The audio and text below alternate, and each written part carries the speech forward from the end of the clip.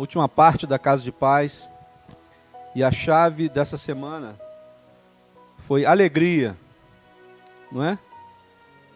Não é isso? E Filipenses fala sobre isso, Filipenses capítulo 4.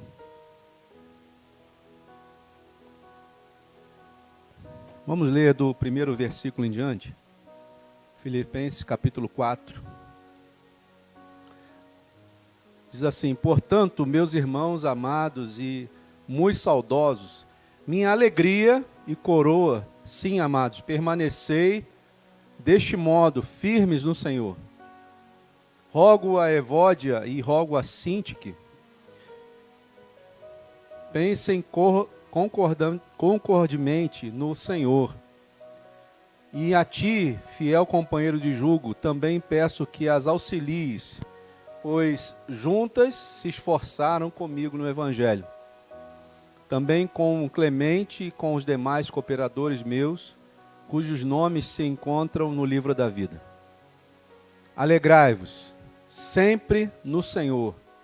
Outra vez vos digo, alegrai-vos. Amém?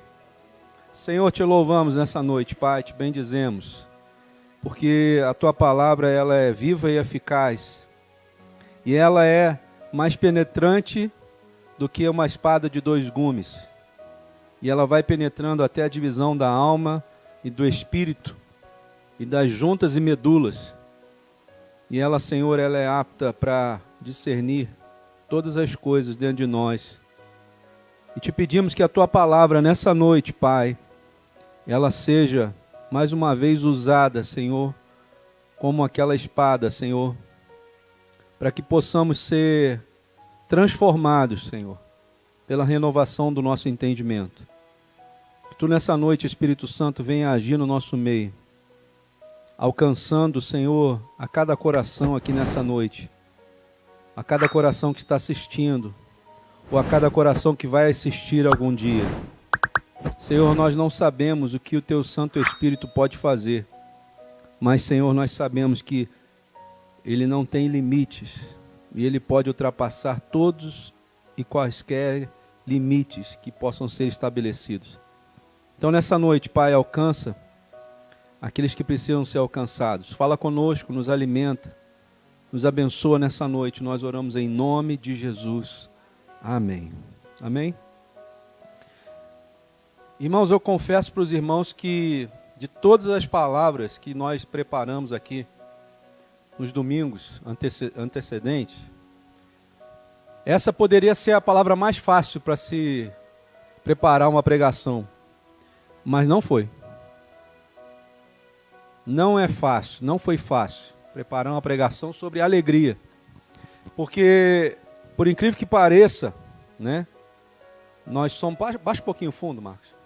Por incrível que pareça, o inimigo das nossas almas, ele nos tenta o tempo todo para que nós venhamos a perder aquilo que é essencial para estarmos na presença de Deus. Quando você não tem a alegria do Senhor na sua vida, é como se você não tivesse a presença mais do Espírito Santo na sua vida.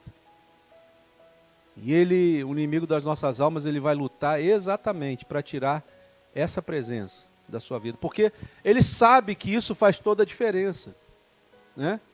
Então eu pedi ao Espírito Santo para mostrar algumas coisas sobre o que é a verdadeira alegria.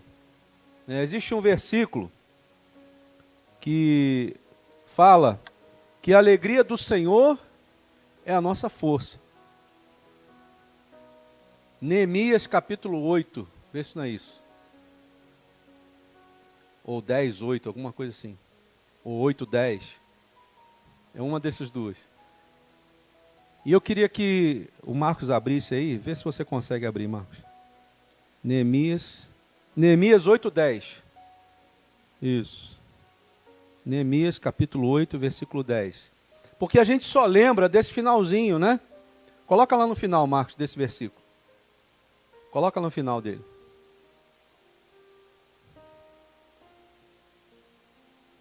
A gente grava só o finalzinho do versículo, quando ele diz lá, é 8:10. Quando ele diz assim, ó, porque a alegria do Senhor é a vossa força. Olha lá.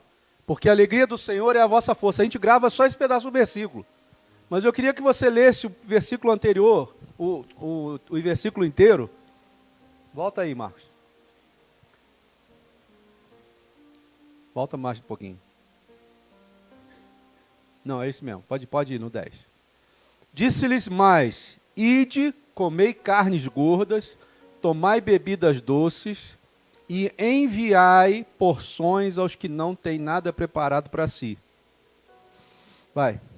Porque este dia é consagrado ao nosso Senhor. Portanto, não vos entristeçais, porque a alegria do Senhor é a vossa força. Agora, volta no versículo 9. 9. Porque parece que está tudo bem. Parece que está tudo certo. Neemias era governador e Esdras, sacerdote e escriba. E os levitas que ensinavam todo o povo lhe disseram, este dia é consagrado ao Senhor, vosso Deus. Porque, pelo que não pranteeis, nem choreis, porque todo o povo chorava e ouvindo as palavras da lei. Por que o povo estava chorando? Por que o povo estava sofrendo? Enquanto Esdras lia a palavra de Deus. Não era para rir? Não era para ter alegria? Irmãos, se você for pesquisar sobre esse período ali, você vai ver que o período foi o período onde o povo de Israel ficou longe de Deus. E eles permitiram, preste atenção nessa palavra, eles permitiram que o inimigo entrasse no arraial de Israel e tirasse a alegria deles. Neemias, se você lembra, foi aquele que reconstruiu os muros de Jerusalém. Lembra disso? Então, sim, se você entender um pouquinho da história de Israel, você vai ver que o povo estava ali agora tentando voltar a ser o povo de Deus. E por eles terem ficado algum tempo sem ter o contato com a palavra, quando Esdras e Neemias começam a trazer a palavra de novo de volta para o povo e começam a ler no meio do arraial, as pessoas começaram a se colocar e ver aonde elas estavam. Quando Deus começa a dizer, não adorarás a outros deuses, eles começaram a ver que neles havia uma adoração falsa. Eles começaram a se comparar com aquilo que estava sendo dito. E começaram a chorar, a prantear. E começaram a ver que os seus pecados eram grandes. Então Neemias e Esdras, eles começaram a dizer para o povo assim, vocês estão chorando, mas na verdade vocês deveriam estar sorrindo. Porque Deus está tendo misericórdia de vocês. Qual é o entendimento que eu trago para os irmãos e que o Senhor traz para vocês nessa noite? É que se existe ainda a palavra de Deus sendo pregada, você tem que entender que não é motivo de tristeza quando você se compara com a palavra. Não é? Quando você se olha dentro da palavra, você vai ver, meu Deus, eu sou tão pecador. Eu peco nesse ponto, nesse ponto, nesse ponto. Isso não é motivo de tristeza, isso não é motivo de choro, isso é motivo de alegria, porque Deus ainda está falando com você. Isso é motivo de alegria porque Deus está mostrando para você aonde você precisa se acertar. Deus ainda nos ama quando Ele nos exorta. A Bíblia fala que o Senhor ama aqueles a quem Ele disciplina. Então, muitas vezes, quando vai falar sobre alegria, a gente não tem como dissociar a palavra de Deus do termo alegria. Então, eu queria trazer algumas coisas que o Senhor me fez ver aqui. Volta lá para Filipenses. Filipenses 4. Quando ele diz assim, alegrem-se no Senhor. Outra vez vos digo, alegrem-se. Paulo está trazendo uma palavra de ânimo para aquele povo que morava em Filipe. Agora eu te pergunto, aonde estava Paulo nessa hora? Hã? Sabe como é que estava Paulo? Encarcerado. E a palavra, quando você vai ler lá o texto, diz a palavra que ele estava encarcerado nas profundezas. Como que, irmão? Explica para mim como uma pessoa que foi preso injustamente, encarcerado no interior, nas trevas interiores, consegue dizer para aqueles que são os seus discípulos: alegrem-se. Então eu vejo uma coisa aqui que talvez mude todo o nosso entendimento de alegria. Alegria não tem um lugar específico para acontecer, né? Alegria não depende de lugar. Jesus, quando ele veio aqui à terra, ele sabia o que ia acontecer com ele. Ele sabia que ele ia passar por aquele martírio, ia ser levado à cruz, mas ele, como mestre de Paulo, e Paulo como seu discípulo, aprendeu com Jesus que é preciso sim colocar em prática a alegria. Isso é algo que modifica o nosso estado, modifica a nossa circunstância, modifica aquilo que está ao nosso redor. Hoje eu estava falando de manhã aqui sobre coisas que o Senhor tem nos mostrado, que independente daquilo que está acontecendo conosco, seja qual for a situação que você esteja passando, Deus nos dá uma ordem. Alegrem-se. Alegrem-se. No mundo tereis aflições, mas tende bom ânimo, porque eu venci o mundo. Se você tem a Jesus como seu mestre, e Ele está realmente morando dentro de você, a ordem que o teu mestre te dá nessa noite é: alegre-se. Esqueça o que está acontecendo ao seu redor. Olhe para Jesus, o autor e consumador da sua fé. Durante muito tempo na minha vida, eu lembro quando a Emanuele, coitada da Emanuele, Emanuele é minha filha primeira, mas ela conheceu um pai, um Emanuel, que era terrível. Era terrível. Eu era muito mal-humorado. Apesar de ser pastor, apesar de conhecer a palavra, apesar de saber quem Deus era, eu vivia mal-humorado. Qualquer coisa me tirava do sério. Qualquer deslize, se uma cadeira estivesse fora do lugar, naquela época, era arriscado eu tirar a pessoa da função. Sabe, irmãos, para que isso? O que adiantou para mim ser assim? Mas sabe o que é bom? É que as misericórdias do Senhor duram para sempre. E se renovam toda manhã. Então, se você tem um Deus que Ele é todo poderoso, Ele te conhece, Ele sabe muito bem o teu estado que você está nessa hora. E Ele sabe muito bem que Ele tem que ter muita paciência para mudar a nossa vida e nos transformar em verdadeiros filhos de Deus que são cheios da alegria do Senhor. Por isso que Ele não cansa de dizer: alegrem-se. Outra vez vos digo, alegrem-se. Porque a alegria do Senhor é a nossa força. Se você tem força hoje em dia, não é porque você é forte, mas é porque nós temos uma força que é sobrenatural, que excede todo entendimento. Podem estar acontecendo todo tipo de coisa ao nosso redor. 1000 cairão ao teu lado, 10.000 à tua direita, mas tu não serás atingido. Só tem essa certeza quem tem a alegria do Senhor. Você entende que a alegria do Senhor está intimamente ligado com a presença dEle?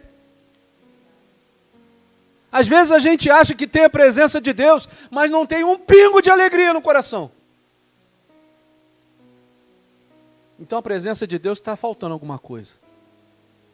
Então está faltando alguma coisa dentro de nós que faz refletir no nosso exterior aquilo que é a presença de Deus. Você vai ter momentos difíceis? Vai ter. Inevitavelmente você terá. Mas a alegria do Senhor é a nossa força. Ele vai nos dar força para poder passar pelas dificuldades, pelos problemas, pelas situações. Quando você lê o texto, né, de Paulo, parece que Paulo está num resort. Está numa praia. Né? Nós acabamos de ler aqui, ele lembra de um, lembra de outro, fala assim, ajuda fulano, ajuda ciclano. Aquele meu amigo fiel, meu discípulo, você se lembre de fulana de ajudar ela, porque ela precisa de ajuda. O cara estava encarcerado, irmão. O cara deve estar dentro das prisões interiores. Não havia luz, prisão interior não tem luz.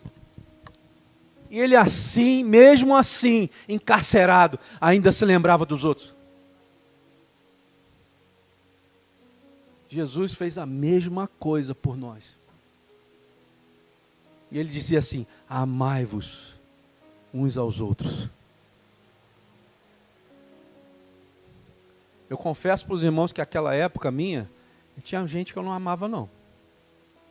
Tinha gente que eu queria bem longe de mim.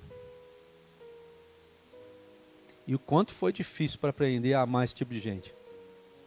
Não tem gente que tu quer, né? Martinha, fica longe, Martinha. Eu pego a Martinha de Cristo agora, né? A Martinha está aqui perto de mim. Quem mandou sentar perto? Sabe? Tem pessoas que não merecem. É verdade. Tem pessoas que não merecem.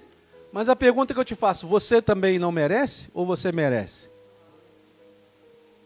Analise-se. Faça uma análise. Quando a gente vai fazer a ceia, né? Não é uma das coisas que está dito ali? Examine-se o homem a si mesmo, e então beba do cálice e coma do pão. Porque, na verdade, irmão, se você parar para pensar, nenhum de nós merece nada de Deus. Nós não merecemos nada. Deus se fez homem porque Ele quis.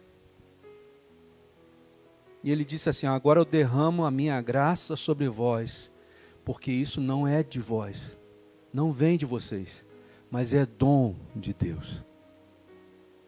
Deus nos amou de tal maneira, que enviou o seu único Filho, para que todo aquele que nele crê, não morra, mas tenha a vida eterna. Isso vale para aquele que é ruim, isso vale para aquele que é bom, isso vale para todo mundo. Graças a Deus. Quem é que vai dizer quem vai ser salvo? Qual de nós é capaz de dizer assim, não, eu estou salvo? Ou aquela pessoa está condenada? Aquele outro não está. Aquele outro está. Aquele já foi direto. Qual de nós é capaz de dizer isso, irmãos? Qual de nós? E se hoje, presta atenção numa coisa, e se hoje pedirem a tua alma, o que será? Para pensar nisso. Como seria a minha vida se hoje, se agora, nesse momento, Deus pedisse a minha alma? Para quem iria a minha alma? Tem um lugar onde pode ir a sua alma, que a porta é estreita, que a porta é difícil de passar. Eu talvez quase não passe, porque eu, né, gordinho, tive que emagrecer. Acho que Deus é tão bom que Ele está sabendo, vou fazer um pastor emagrecer, para ele poder passar daquela porta, porque senão ele não passa não. Mas tem uma outra porta que é larga, que você pode até levar mudança se você quiser. Quer levar ouro? Quer levar prata? Quer levar o orgulho? Quer levar soberba? A porta do inferno está escancarada para você. Mas hoje não é dia de alegria? É dia de alegria. É tanto dia de alegria que Deus está te dando uma nova oportunidade de mudar o seu rumo de vida. A alegria do Senhor é a nossa força, diz o Senhor. Ele está dizendo para nós, olha, cuidado, porque se você está colocando a sua alegria condicionada ao lugar onde você está perdido. Porque talvez aquele lugar onde você está estacionando a sua alegria, pode te decepcionar algum dia. Talvez aquela pessoa onde você está colocando tanto a sua expectativa, ela pode te decepcionar um dia. E aí a sua alegria pode ir embora, se ela não estiver firmada no lugar certo.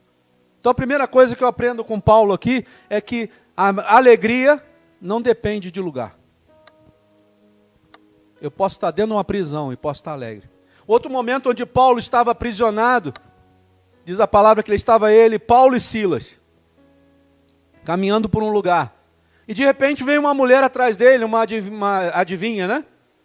E começou a dizer, Paulo, esse é um homem de Deus. Silas, esse é um homem de Deus. Esses realmente servem a Deus. Só que Paulo já sabia quem ela era. E sabia quem é que estava falando através dela. E Paulo, em determinado ponto da caminhada, deve ter ficado já por conta com aquela mulher gritando atrás deles. Diz assim, ó, espírito imundo, sai dela agora. E diz a palavra que aquela mulher, na mesma hora, ficou liberta. Aquele espírito imundo de adivinhação foi embora. Só o que aconteceu? Aquela mulher trabalhava para alguém. Tinha um camarada que era o patrão dela. E ela cobrava para fazer adivinhações. E aí, quando ela perdeu o dom, que não vinha dela, vinha de um demônio. Quando ela perde o dom de adivinhação, o camarada vai cobrar dela. Falou assim, olha, cadê o meu dinheiro? Ah, não posso mais fazer nada, porque aquele homem lá, apontou para Paulo, aquele homem tirou o meu dom. O que eles fizeram com Paulo? Encarceraram Paulo. E a palavra de Deus diz que, além de encarcerar, ele foi severamente castigado. Severamente. Você sabe lá o que é severamente? Lembra quando eu falei com você que ele tomou 196 chibatadas?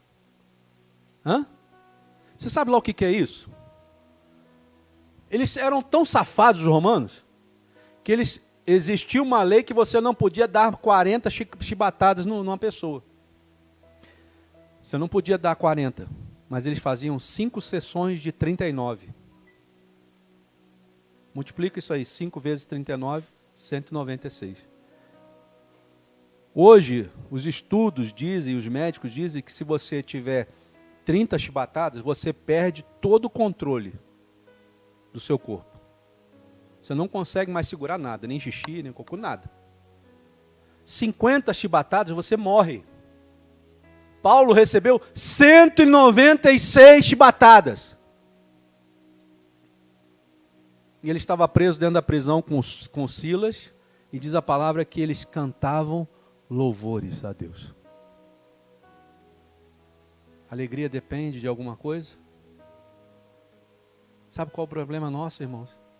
É que a gente coloca condição para estar alegre. E Deus nunca pôs nenhuma condição para nos alegrar conosco. Muito pelo contrário, a palavra de Deus diz que ele se alegrou quando viu o seu filho sendo moído na cruz por nós. Porque ele viu que a única chance que nós teríamos de realmente sermos alegres era quando Jesus fosse entregue na cruz por nós. A nossa alegria não é uma alegria mundana. A fonte da nossa alegria não está no homem. A fonte da nossa alegria não está nem mesmo na igreja. A fonte da nossa alegria está em Deus. Porque Ele é a nossa força.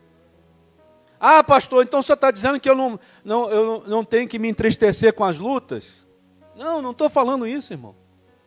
Não estou dizendo isso. Só estou te dizendo que essas lutas não podem te consumir ao ponto de você perder a alegria por Deus. Quando as lutas circunstanciais me fazem perder a alegria por Deus, é porque a minha intimidade com Deus está deficitária. Eu estou com algum problema. Porque quando você tem realmente um encontro com o Senhor, quando você realmente serve ao Deus verdadeiro, Você vai passar por lutas. Ele mesmo disse, no mundo você vai ter aflições. Mas você tem a garantia de que essas lutas vão ser entregues a alguém que pode resolver cada uma delas.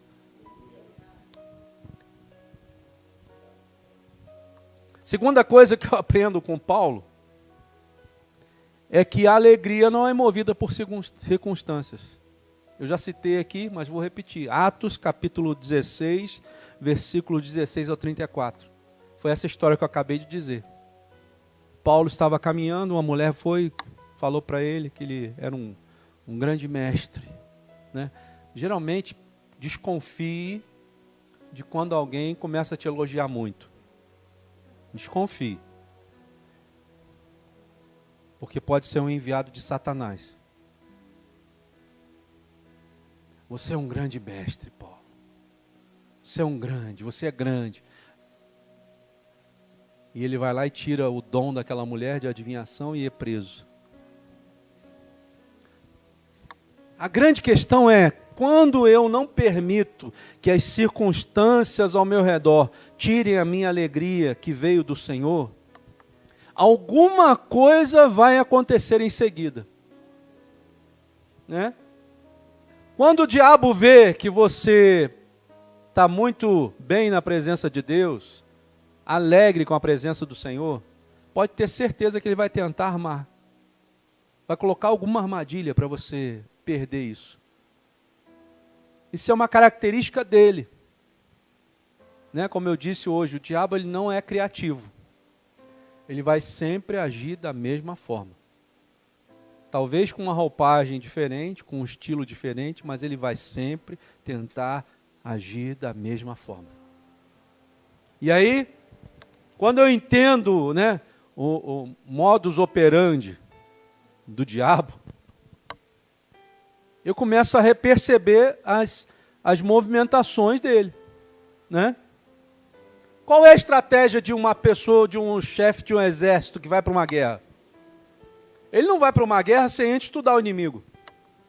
Sabe qual é o grande problema nosso, irmãos? É que a gente não estuda o nosso inimigo.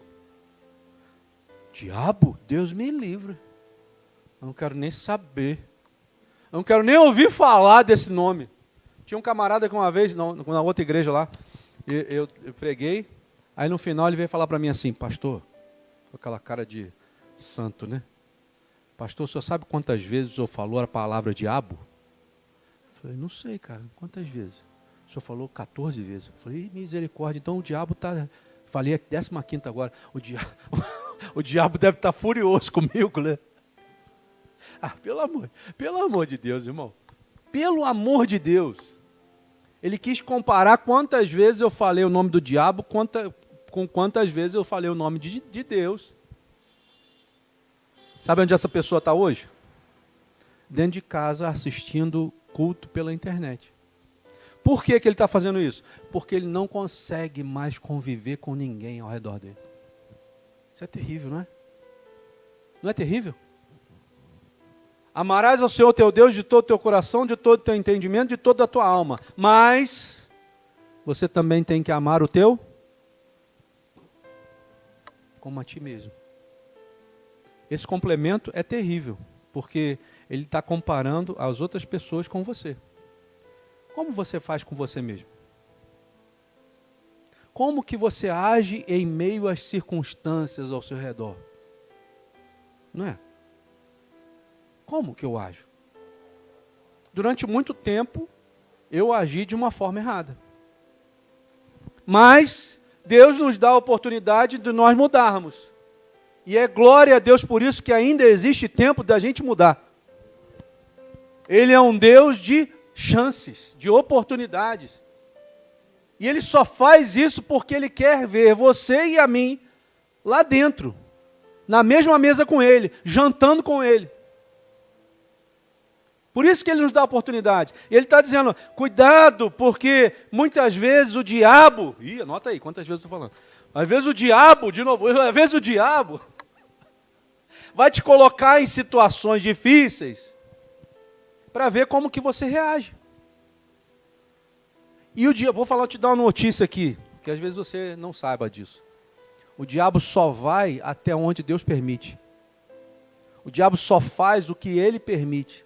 Se Deus está permitindo que essa prova veio sobre você, é porque Deus permitiu. Nenhum amém, né? Ninguém glorifica com prova, né, cara?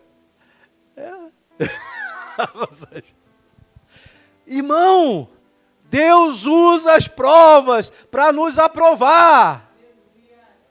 Deus usa as provas para purificar o ouro. O ouro não se purifica ficando lá deitado em berço esplêndido. Eu sou o ouro, eu estou sendo purificado. Não. O ouro vai ser provado quando você passar pelo fogo ardente. Pedro, quando ele traz a sua carta, ele diz assim: não estranheis, irmãos, a ardente prova que vem sobre vós, como se coisa estranha fosse.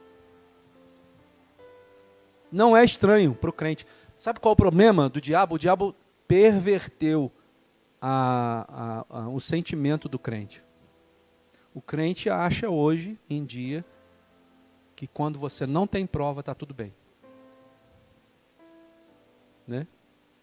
Eu falei hoje daquele filme, como é que é o nome? Como é que é o nome? Aquele filme? Hã? A mãe e o filho, mas eu esqueci o nome do filme. Não falei o nome? Não, esse é o livro que eu li. O filme que eu falei da cena, é a cena onde o filho chega para visitar a mãe. E a mãe tinha Alzheimer. E a mãe não reconheceu o filho. E ele começa a falar algo, diz assim para a mãe: mãe, você teve uma vida tão abençoada. Você foi fiel a Deus durante toda a sua vida. E olha o que você recebeu. Né? E aí ele diz assim: eu, por minha vez, eu fui sempre uma pessoa difícil. Eu sempre estive longe dos caminhos de Deus. E olha onde eu estou hoje, com sucesso. E aí nisso a cena para e volta para o rosto da mãe. E a mãe começa a dizer assim: o diabo sempre nos coloca em prisões confortáveis. Prisões onde tem tudo. Para que nós possamos ficar tranquilos dentro da prisão. A porta está aberta. Você pensa, eu posso sair daqui a hora que eu quiser. Mas um dia a porta vai se fechar. Quando menos você esperar, a porta vai se fechar. E aí nisso a cena volta ao normal, ela volta ao normal e ela olha para o filho: quem é você? Essa pergunta não é uma pergunta retórica. A pergunta eu repasso para você nessa noite aqui: quem é você no reino de Deus? Quem é você? Porque dependendo de como você reage, você precisa mudar. Paulo, ele nos ensina que não existe circunstância alguma que possa nos tirar a alegria de estar na presença de Deus. Terceira coisa que eu aprendo, irmãos, é que a alegria, a verdadeira alegria, ela modifica situações. Vamos abrir ainda? Atos, né? Nós acabamos também de falar. Ainda em Atos 16, 26, Atos capítulo 16, 26, nós vemos que a atitude de contentamento de Paulo e Silas. Paulo estavam onde? Paulo e Silas estavam onde? Na prisão interior, aprisionados. Mas em determinado momento diz a palavra que à meia-noite, Paulo e Silas estavam cantando louvores e de repente sobreveio um tamanho terremoto que sacudiu os alicerces da prisão. Abriram-se todas as portas e soltaram as cadeias de todos. Sabe, irmãos, a alegria do Senhor, a verdadeira alegria que vem do Senhor, ela pode sim modificar qualquer situação que possa estar nos aprisionando. Muitas vezes a gente acha que essas coisas não têm solução. Muitas vezes a gente olha para as situações ao nosso redor e fala assim: não tem mais jeito. Mas a palavra de Deus diz o contrário. quando eu realmente sirvo ao Senhor, e eu sei quem é o dono da minha alegria, e eu começo a adorá-lo com tudo que eu tenho, né? A palavra de Deus diz que eu preciso adorar com todo o meu corpo. As situações mais difíceis começam a ter soluções que eu nem esperava que iria ter. Ali para eles era a morte. Ali para eles era só esperar a morte chegar. Você imagina uma situação dessa? Você está lá aprisionado dentro de uma caverna, sem roupa, somente com a tanga.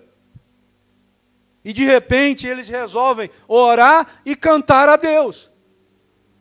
Ah, nós não estamos fazendo nada. Não é assim, irmão.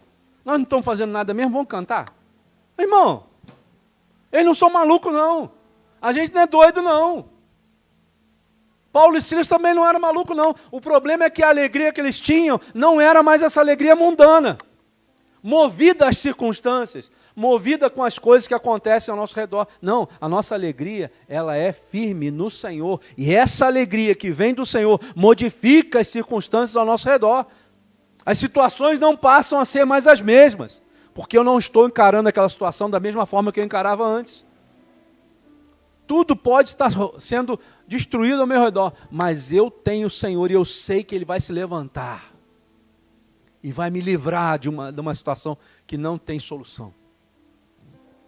Tiago capítulo 5, versículo 13, ele diz assim: está alguém alegre entre vós? O que você tem que fazer? Chora junto. Se está alguém alegre entre vós, o que você tem que fazer? Cante louvores. Cante com ele. Ele não está perguntando se eu, que estou ouvindo alguém alegre, se eu estou alegre também. Ele não está dizendo isso. Ele está dizendo assim: se existe alguém ao teu redor alegre, cante louvores com ele. E ele vai completando o versículo depois: se existe alguém entre vós doente, chame os presbíteros, unja com óleo, e a oração da fé salvará o enfermo. E se houver pecados, olha só isso, irmão, se houver pecados, ser-lhe-ão perdoados. Existe uma sequência que começa com alegria.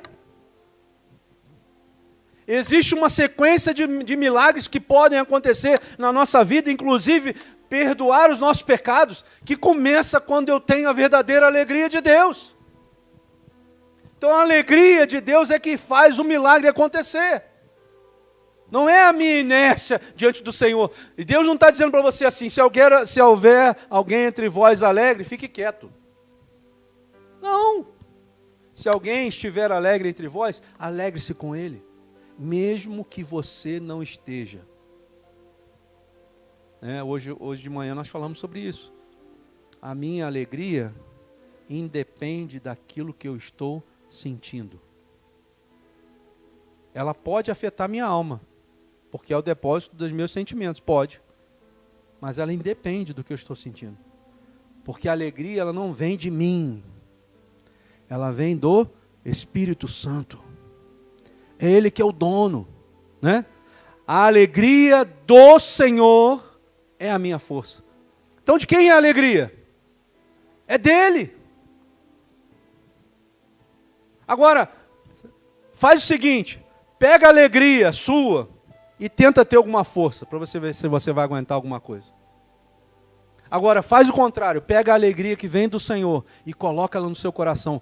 É impossível, se você tiver a alegria do Senhor, que você não tenha força. É impossível. Deus está dizendo para você: você quer ter força? Você quer conseguir resistir às lutas do dia a dia? Busque a alegria do Senhor, não dos homens. Os homens vão te decepcionar. O pastor vai te decepcionar. O irmão vai te decepcionar. Um amigo vai te decepcionar. O mais chegado vai te decepcionar. Mas o Senhor nunca vai te decepcionar. Ele vai estar sempre do teu lado. Em toda e qualquer situação. Provérbios capítulo 15, versículo 13, diz assim: o coração alegre aformoseia o rosto, mas pela dor do coração o espírito se abate. Você quer ver se uma pessoa está bem? Olha para o rosto dela. Olha para o olho dela. Você vai ver se a pessoa está alegre ou não. Mas o Senhor está dizendo assim, o coração alegre aformoseia o rosto. Quando você deixa a alegria do Senhor realmente entrar no seu coração, Ele modifica tanto o interior quanto o seu exterior. A obra que Deus quer fazer na sua vida não se limita simplesmente à parte sobrenatural, espiritual. Não. Ele não quer mexer só no seu espírito, não. Ele quer mexer no seu corpo, na sua alma e no seu espírito. Você não é uma só parte, não, irmão. Deus, quando criou o homem, Ele criou igual a Ele. Corpo, alma e espírito. O Pai é Pai, Filho e Espírito Santo. Nós somos triunos igual a Deus. Então Ele quer dominar a sua vida, não é simplesmente só numa parte. Ele quer trazer algo sobrenatural, porque se você permitir que Ele entre no seu corpo, na sua alma e no seu espírito, vai acontecer algo que a alegria de Deus será plena na sua vida. Sabe o que é plenitude? Plenitude não é quando tudo vai bem. Plenitude é quando a presença de Deus está dentro de você. Às vezes a gente confunde essas coisas e a gente acha que eu preciso estar ganhando muito. Eu preciso ter um carro zero. Eu preciso ter uma casa na praia. Eu preciso ter um barco. Eu preciso ser o Fernando.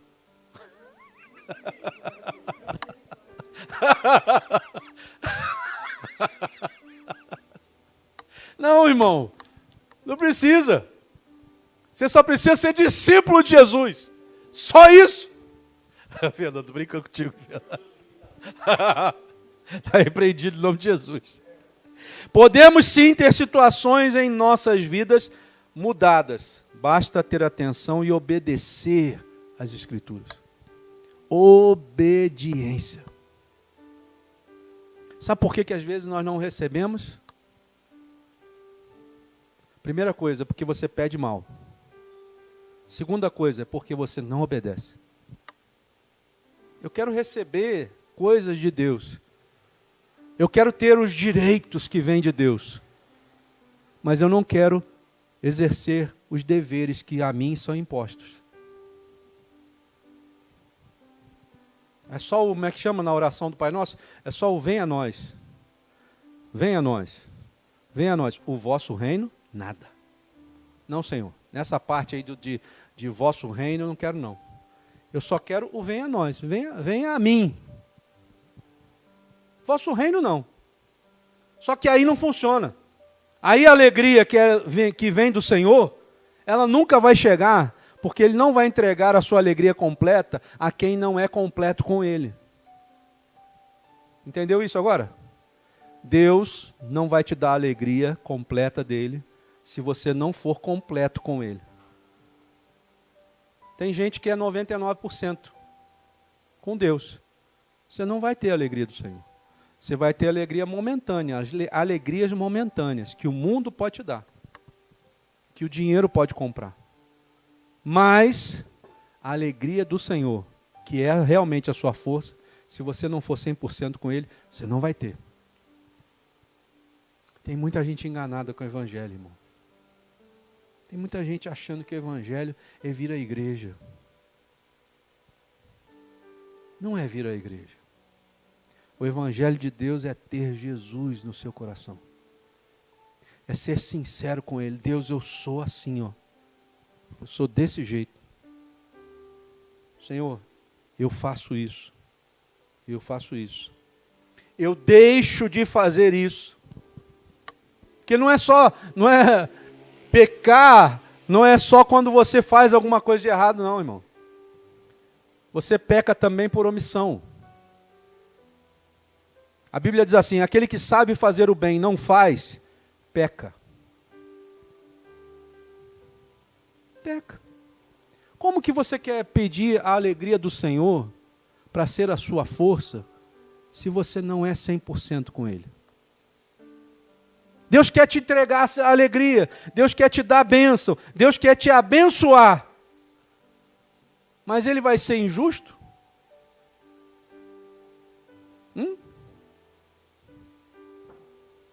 Se o trono dele está firmado sobre justiça e juízo, como que você vai pedir alguma coisa para Deus se você não está 100% com Ele? Hoje eu falei um negócio aqui na igreja de manhã que foi uma coisa que Deus falou com a gente na hora, assim. Não tinha nada no estudo disso. Mas a gente falando sobre um assunto, o Senhor me deu uma ilustração, né? Como que você faz para estar 100% com Deus? Você imagine que você está aqui com um facão e na sua frente existe uma floresta. E a floresta representa os seus pecados. E Jesus está do outro lado da floresta. Para te receber, para você entrar no reino dos céus. Você está com um facão. E o que você geralmente faz? Quer dar facada, passar o facão em tudo, né? Você consegue? Mas se você for cuidadoso o suficiente de ir eliminando todo dia alguma coisa da sua vida, e você utilizar o facão da maneira certa, ou a espada, né? Quando a espada perder o fio, o que você tem que fazer? Você vai parar na caminhada? Você vai parar de cortar o pecado que tem na floresta? Hã? Como que você faz com uma faca para ser afiada? Como é que você faz? Você não pega uma pedra? Ou um afiador? E vai passar na navalha do facão ou da espada, naquilo ali para poder afiar e continuar. Sabe qual é o teu afiador?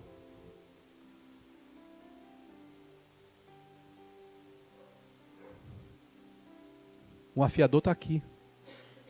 Porque se Deus te deu uma espada, um ferro só se afia com outro ferro. Então você precisa afiar a espada que Deus te deu com a própria espada.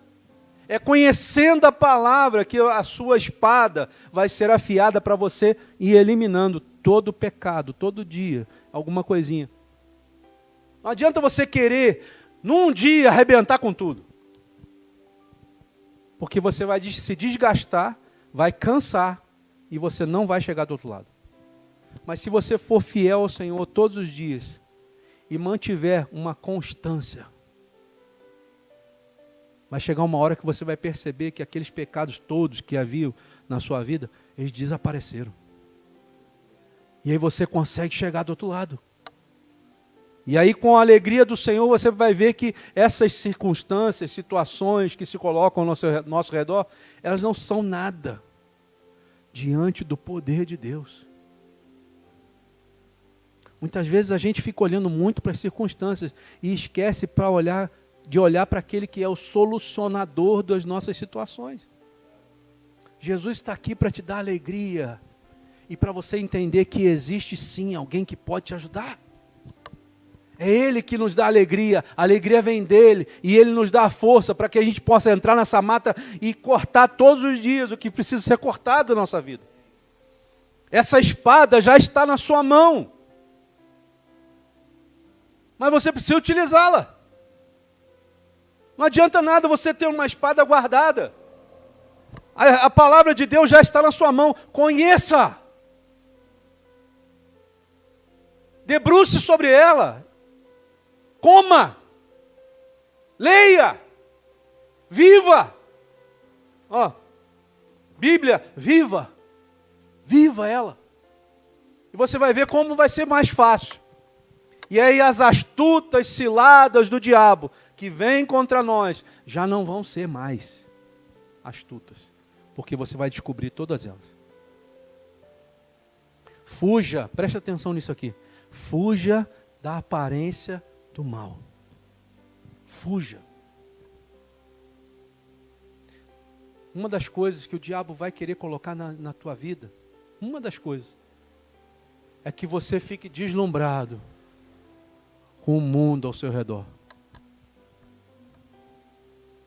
Que você ache que a alegria que está no mundo é a verdadeira alegria. Né? Uma das coisas que o Instagram trouxe de ruim foi isso. Você olha no Instagram, parece que a pessoa é mais feliz do mundo. Não é assim? Facebook era a mesma coisa. O cara tá lá na praia, tá não sei o quê, tá jogando bola. Aí eu tenho uns que postam fotos com dinheiro. Não é assim? Tô ganhando tantos mil por mês. Louco. E se hoje pedirem a sua alma? O que vai ser e para quem vai ser a sua alma? Faça essa pergunta para você hoje. A alegria do Senhor tem sido suficiente na minha vida ou eu tenho que recorrer à alegria do mundo? Será que Deus tem sido suficiente para mim? Ou eu estou tendo que me parecer com o mundo para me tornar alegre?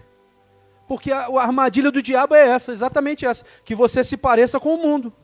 Só que Jesus diz assim, será que você não entendeu que você não deve se conformar com o mundo? Não vos conformeis com este mundo.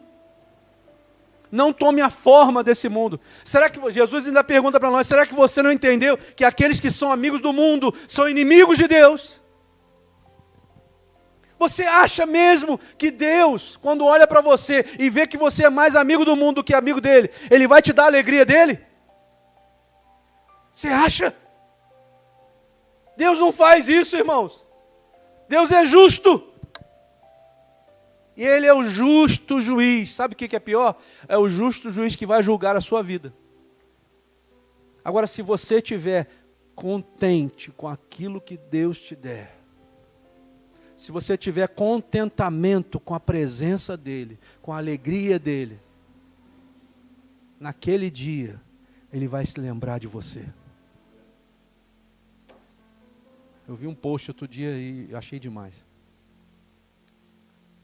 Que a gente não precisa ser lembrado aqui nessa terra, mas a gente precisa ser lembrado por Deus lá em cima. Isso é tremendo. Quando Deus te encarar naquele dia, e Ele disser assim para você, olhando bem dentro dos seus olhos, dizer assim, eu me lembro de você. Já pensou? Eu me lembro de você. Eu quero que Ele se lembre de mim. Não pelas coisas ruins. Porque Ele diz que quando eu me arrependo, uma multidão de pecados é apagado. Então Ele não se lembra mais. Mas eu quero que Ele me lembre do Emanuel, que o serviu. Eu quero que Ele se lembre de você. Quando Ele diz assim, você minha filha, meu filho, eu me lembro de você porque você me serviu. Porque você permitiu que a minha alegria entrasse no seu coração e nunca mais saísse. O que é alegria então? O que é alegria? Tem um vídeo aí? Aquele videozinho, você consegue baixar? Deixa eu só dar a definição. Tem um vídeo que eu vou passar aqui agora. É um vídeo em inglês, mas tem a tradução embaixo. De um pastor chamado John Piper. Ele dá uma definição de alegria que eu achei tremendo. E ele diz assim, alegria é um bom sentimento na alma, produzido pelo Espírito Santo, conforme Ele nos faz ver a beleza de Cristo na palavra e no mundo. É um bom sentimento na alma, produzido pelo Espírito Santo, quando Ele me faz ver a beleza que existe em Cristo, na sua palavra e no mundo. Sabe, durante algum tempo na minha vida, quando eu ouvia falar de beleza dentro de uma igreja, eu era preconceituoso. Porque eu achava que eu não podia achar as coisas belas. Que se eu dissesse que alguma coisa é bela, as pessoas iam me julgar. Mas o Espírito Santo faz com que isso aconteça dentro do nosso coração para que a alegria realmente brote. Achar beleza em Jesus. Pode passar, Marcos. Tem como passar aí? Aí. Aumenta o som.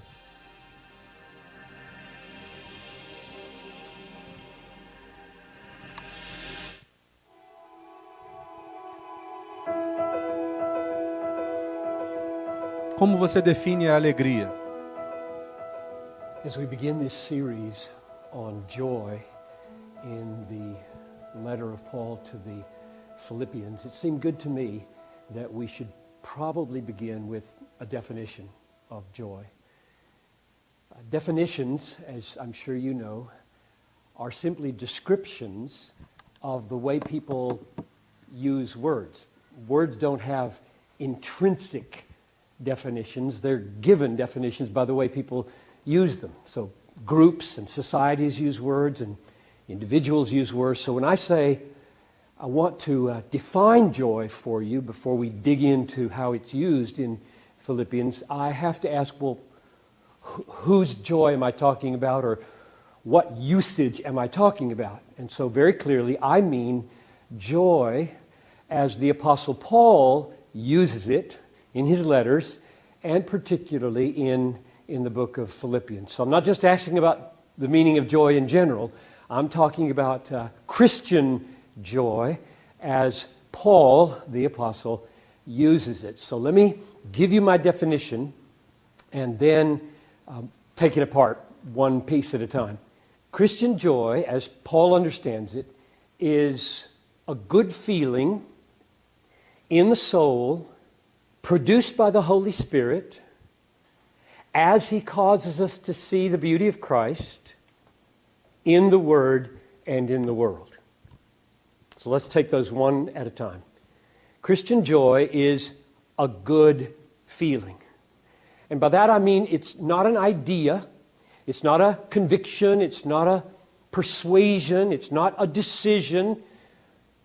It's a feeling, or I use the words interchangeably here, an emotion.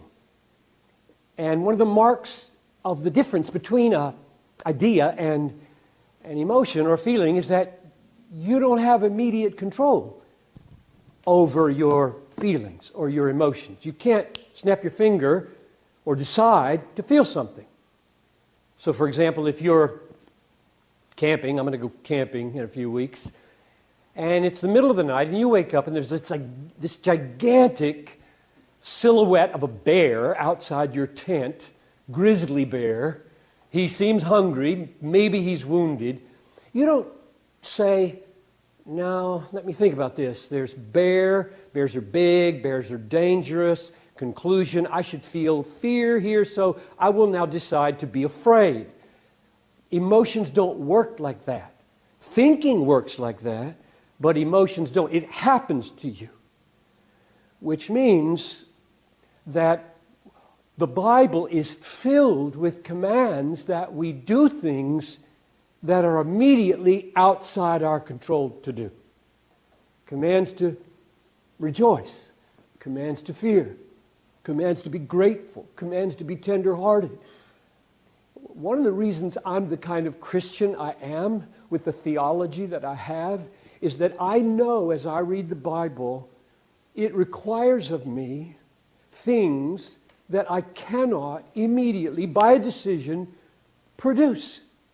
I'm fallen, I'm sinful, and yet I know I should be having those emotions in this moment where the Bible expects me to have them, and therefore I know myself guilty. And so this is huge. St. Augustine said, Father, command what you will and grant what you command. And so he knew that there were emotions toward God commanded of him he couldn't make happen just like that. And so he said, oh God, if you're going to command me these things, grant that you would give them when you command them. So the first part of this definition is it is a good feeling. Second part, it is in the soul. And by that I'm drawing attention to the fact that it's not in the body. The soul, the immaterial part of my personhood, experiences joy. And the body may have effects of that. I may get butterflies in the stomach. I may get a brightness to my step with joy. My eyelids may flutter. There may be tears of joy rolling down my face. But none of those effects in the body are joy. They are distinct. The body is chemicals and muscle and nerve and made up of electrons and atoms and molecules And when those things move, that's not a moral event. So the body doesn't have right and wrong. A movement of my arm back and forth has no moral significance until I tell it by my will or my emotion to punch somebody, and then it becomes bad. Or hug somebody in need, then it becomes good. But it's my soul that is imparting virtue, right or wrong, to the physical dimensions of my life. And the Bible clearly says it's right to feel joy in God. It's wrong to be anxious about this situation. And therefore there's a rightness and a wrongness to these emotions. And therefore they're not mere bodily movements. They are movements of the soul. That's number two. The third part of the definition is these movements of the soul are produced by the Holy Spirit, which is clear because I cannot make these things happen. They're called the fruit of the Holy Spirit. Galatians chapter 5, verse 22, the fruit of the Holy Spirit is love, joy, peace. So my joy in my soul, overflowing towards God, is coming from the work of the Holy Spirit. And the fourth piece is that He does this, the Holy Spirit does this, not magically without my mind being engaged. He does it by causing me to see the glory, the beauty of Jesus Christ. Galatians 3:1 says, rejoice in the Lord. Well, how do you rejoice in the Lord if you don't know anything about the Lord? How do you rejoice in the Lord if you're not seeing things about the Lord that cause joy to rise up in your heart? And that's the work of the Holy Spirit. He doesn't just flick a switch and you rejoice with no mental content whatsoever. The Holy Spirit is given, according to John 16:14, to glorify Jesus Christ, which means the Holy Spirit opens the eyes of my heart to see the beauty of Christ. And when I see Christ in all that He's done, in all that He is, then my heart is drawn out in joy towards Him.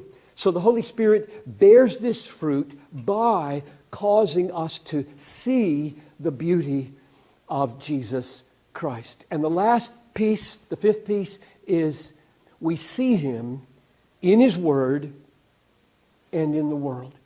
It's obvious that the most authoritative and the clearest place where we see the beauty of Christ is in His Word.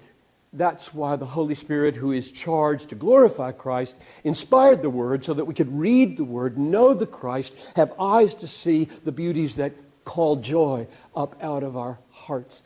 But it's not just in the Word that we see Christ. We see Him in His gifts, in people. We see Him in His gifts of nature. We see Him in His gifts of food and all the good things that our Father in heaven gives to us.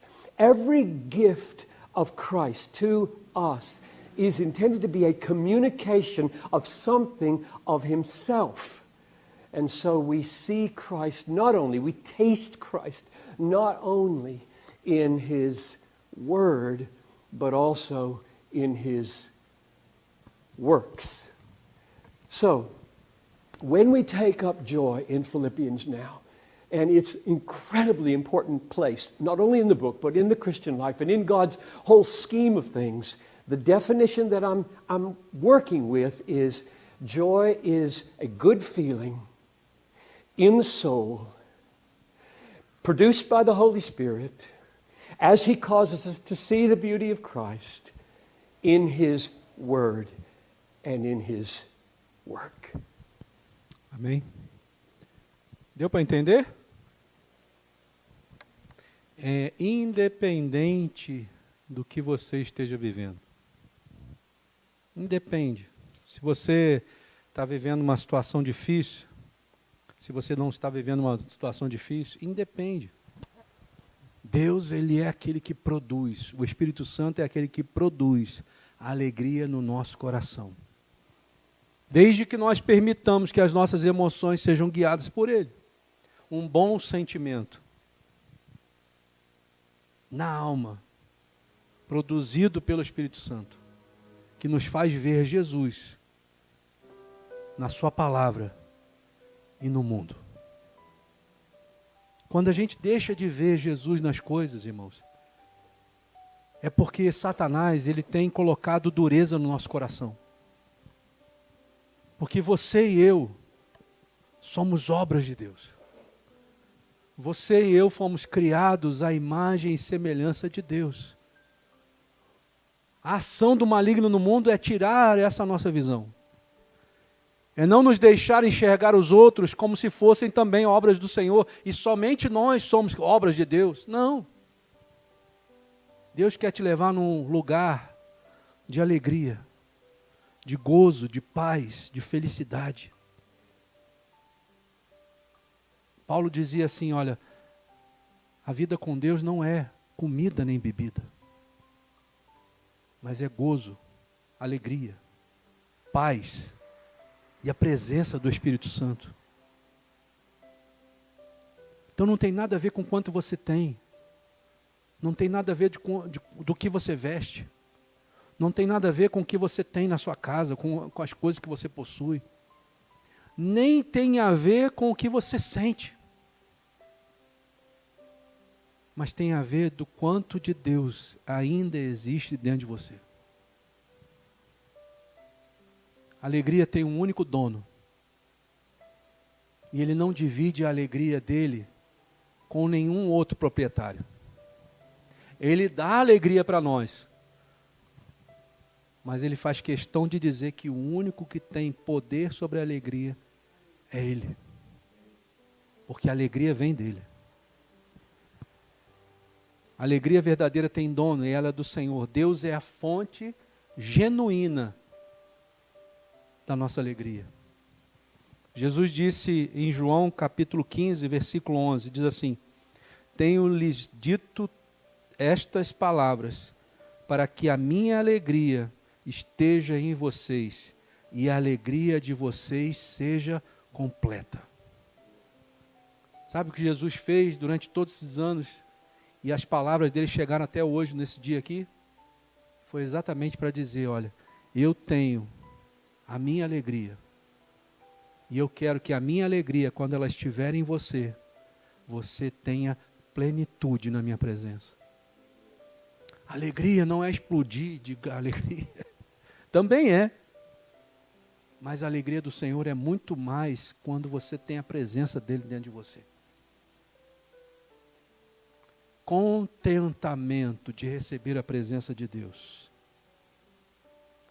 A alegria é uma ordenança. E a alegria nos liga ao Espírito Santo. E isso nos dá sentido de viver. Salmos 51, versículo 10 a 12, diz assim: cria em mim, ó Deus, um coração puro, e renova em mim um espírito reto. Não me lances fora da tua presença e não retires de mim o teu Espírito Santo. Torna a dar-me a alegria da tua salvação e sustém-me com o espírito voluntário. Davi estava passando por aquela situação difícil, né? Onde ele pecou, onde ele mandou matar Urias, onde ele teve um caso com Betseba, todo errado. E aí Deus simplesmente para de falar com ele. E aí Deus manda um profeta lá conversar com ele. E ele faz uma alusão de uma ovelhinha. Se por acaso um pastor de ovelhas que tivesse uma só ovelhinha e uma outra pessoa viesse e arrebatasse essa ovelha, o que o senhor faria? O profeta pergunta para Davi. Eu mataria. Aí o profeta Natan, né? Natan ou Samuel? Natan. Olha para ele e diz assim: pois essa pessoa é você. E aí nessa hora que ele cai em si, ele vê o que ele tinha feito, ele começa a entrar numa tristeza e ali ele passa por um processo de luto, porque aquele filho que ele teve com Betseba morre. E aí ele começa a orar ao Senhor, ele começa a dizer para Deus: Senhor, então cria em mim. Muda, Senhor. Muda aquilo que está aqui dentro. O que ele quis dizer com isso? Porque a alegria da salvação já havia ido embora. Já estava longe dele. E ele vê aquela situação, ele consegue enxergar aquilo e ele coloca numa balança. O que é mais importante para você? As agruras do dia a dia? Continuar do mesmo jeito? Ou reconhecer que você precisa que Deus crie algo novo dentro de você? Davi reconheceu que ele precisava ter o seu interior regenerado. Ele disse assim: Senhor, cria em mim, Senhor. Cria. Porque o que está aqui está morto. Por isso que Deus fala que Deus olhou para Davi e viu em Davi um coração igual ao dele.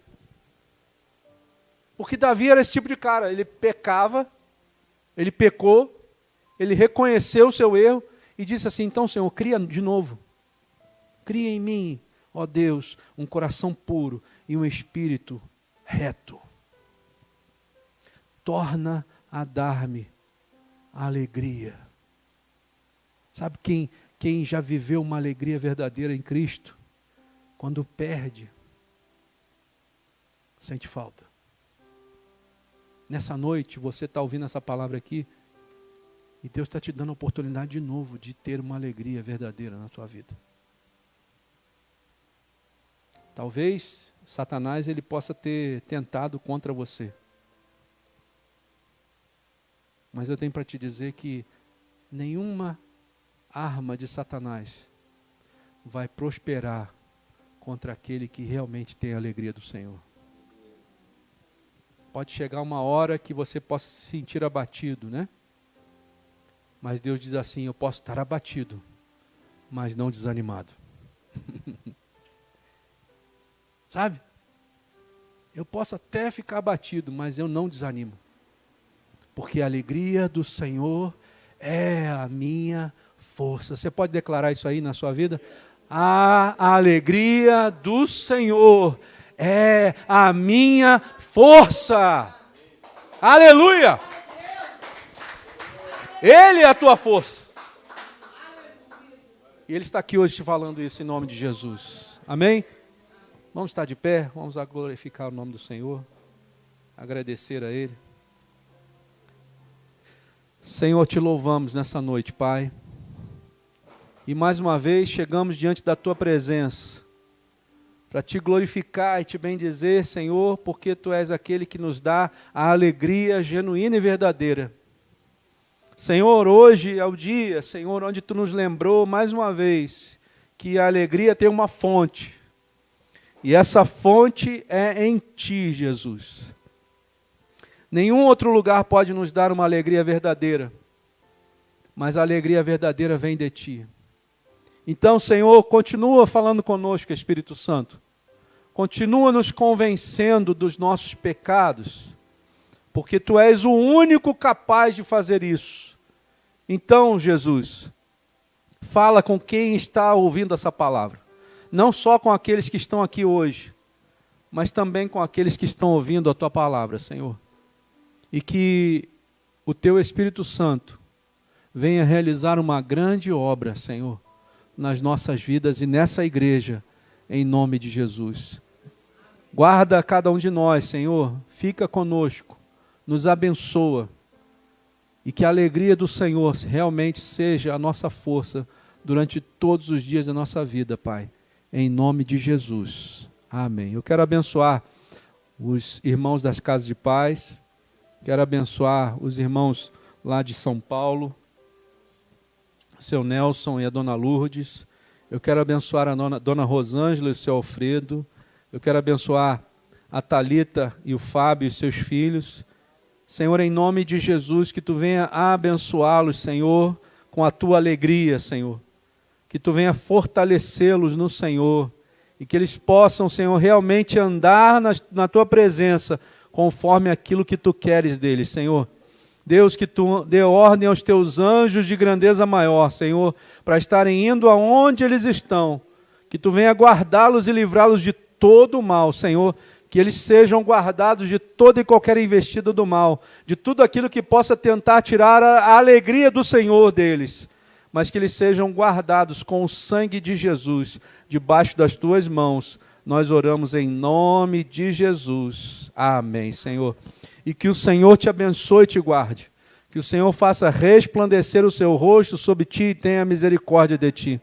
Que o Senhor sobre ti levante o seu rosto e te dê a paz, hoje e para todos sempre. Amém, Jesus. Amém? Glória a Deus.